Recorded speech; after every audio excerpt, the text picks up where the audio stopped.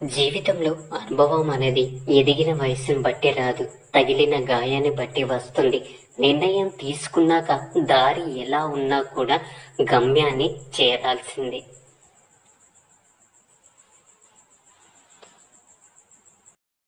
శ్రమ నీ ఆయుధమైతే విజయం నీ బానిస అవుతుందని గుర్తుపెట్టుకో. కారణం లేని కోపాలకు, అలాగే అర్థం లేని పంతాలకు పోయి మనశ్శాంతిని దూరం చేసుకోకూడదు. మొండితనం అనేది సాధించడంలో ఉండాలి, అంతేకాని వాదించడంలో కాదు. ఎవరి నుంచి ఏది ఆశించకు, అది నీ ఆనందాన్ని పూర్తిగా చంపేస్తుంది.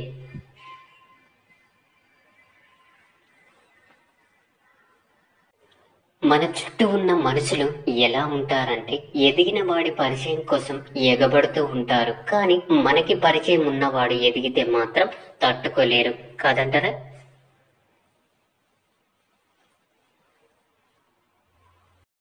తాతలు సంపాదించిన ఆస్తులు లేకున్నా, వారసత్వ రాజకీయాలు లేకున్నా, ఆలోచించే శక్తి ఉండి, కష్టపడే తత్వం ఉండి, పనిచేసే దమ్ము ఉండి, 10 మందికి సాయం చేసే గుణం ఉంటే ఇక జీవితంలో నిన్ను ఎవరు కూడా ఆపలేరు.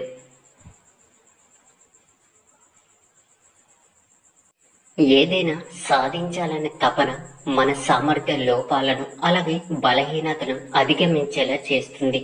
నమ్మకం అనేది ఒక బలం. ఆ బలాన్ని పోగొట్టుకున్న రోజు ఏ బంధం కూడా నీకు తోడుగా ఉండదు.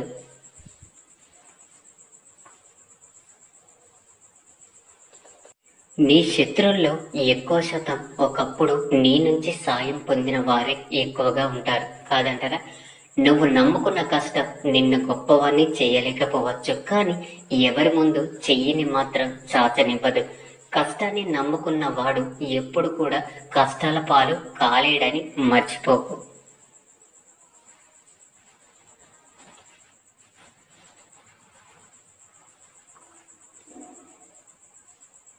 జీవితంలో ఎంతటి కష్టం వచ్చినా వీరిని మాత్రం సహాయం అడగండి. మొదటి వారు శత్రువులు. ఎంతటి కష్టం వచ్చినా సరే శత్రువుల దగ్గర మాత్రం సహాయం అడగండి.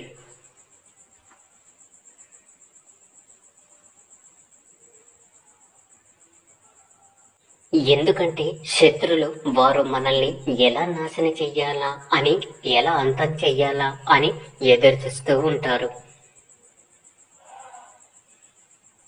ఇక రెండో వారు అహంకారులు, అలాగే పొగరుబోతులు. అహంకారులు పొగరుబోతుల్ని, గర్విష్ఠుల్ని కష్టాల్లో ఉన్నప్పుడు సహాయం అడిగితే వారు మన కష్టాలు తీర్చకపోగా మరింత హేళన చేసి చులకన భావంతో చూస్తారు, నిందిస్తూ నిన్నే దెప్పి పొడుస్తూ ఉంటారు.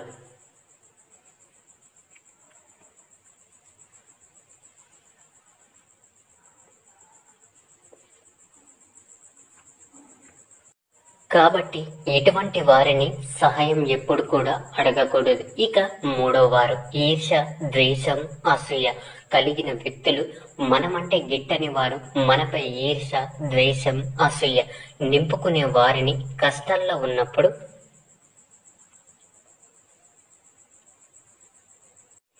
ఎప్పుడు కూడా సహాయం చెయ్యమని అడగకూడదు. ఎందుకంటే అలాంటి వారు మన పరిస్థితికి జాలి పడకపోగా ఇంకా నాశనం అయిపోవాలని కోరుకుంటూ ఉంటారు. ఇలాంటి వారితో ఎప్పుడు కూడా జాగ్రత్తగా ఉండాలి.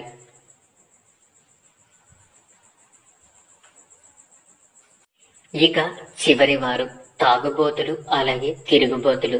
తాగుబోతులు నిరంతరం మద్యం సేవించి అధిక ప్రేలాపనతో ఉంటారు. వారి మాటలు ఏమాత్రం కూడా లెక్కలోకి రావు. మద్యంలో చెప్పిన మాటలు వదిలాక ఉండవు, ఎదురు చూపుదే మిగులుతాయి తప్ప.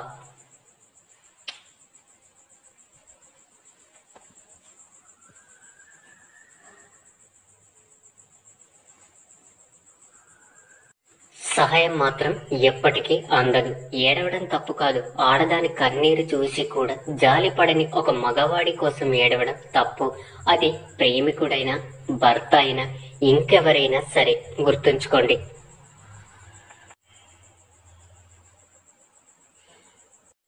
మనసు లేని ఒక మగవాడు ఆడదాన్ని ఒక ఆట బొమ్మలా చూస్తాడు.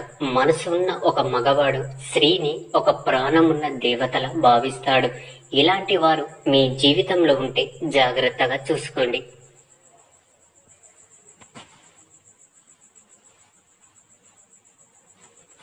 నా అంటే స్వార్థం, నాన్న అంటే నిస్వార్థం కాదంటారా? లెక్క పెట్టుకోగలిగినంత వరకే అవి చినుకులు, ఆ తర్వాత వర్షం అంటారు. లెక్క పెట్టుకోగలిగినంత వరకే అవి సమస్యలు, ఆ తర్వాత అవి కష్టాలు అంటారు. అర్థమైందనుకుంటా.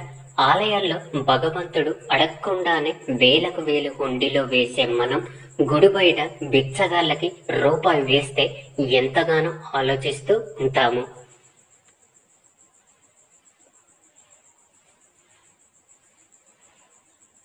మీరే ఆలోచించండి, ఏది మనసుకు ప్రశాంతతని ఇస్తుందో నిర్ణయం మీదే. అప్పు ఇచ్చినప్పుడు నువ్వు మంచివాడివి, ఆ అప్పు తీర్చమన్నప్పుడు మాత్రం నువ్వు చెడ్డవాడివి అవుతావు.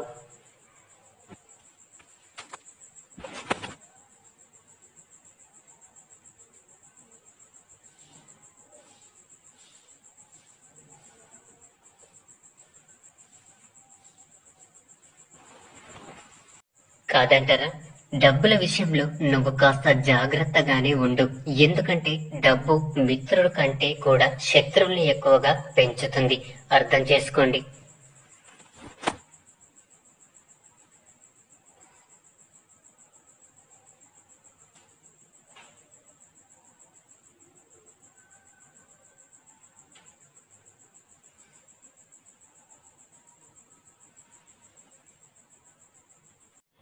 కాదంటారా? డబ్బుల విషయంలో నువ్వు కాస్త జాగ్రత్తగానే ఉండు. ఎందుకంటే డబ్బు మిత్రుడి కంటే కూడా శత్రువుని ఎక్కువగా పెంచుతుంది. అర్థం చేసుకోండి. గెలవాలంటే నీపై నీకు నమ్మకం ఉండాలి. జీవితంలో ఓర్పు మనిషికి ధైర్యాన్ని కాదు, గెలుస్తాననే నమ్మకాన్ని కూడా ఇస్తుంది. గుర్తుంచుకోండి.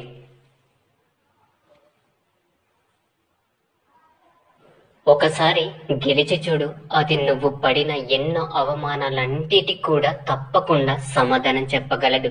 నీపై కోపాన్ని పెంచుకునే వారిని కూడా నువ్వు ప్రేమగా పలకరించు.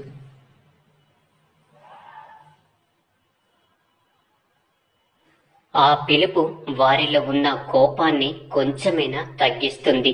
నీ భుజాలకి అలాగే నీ కళ్ళకి మాత్రమే తెలుసు నీ కుటుంబ బాధ్యతని నువ్వు ఎంతలా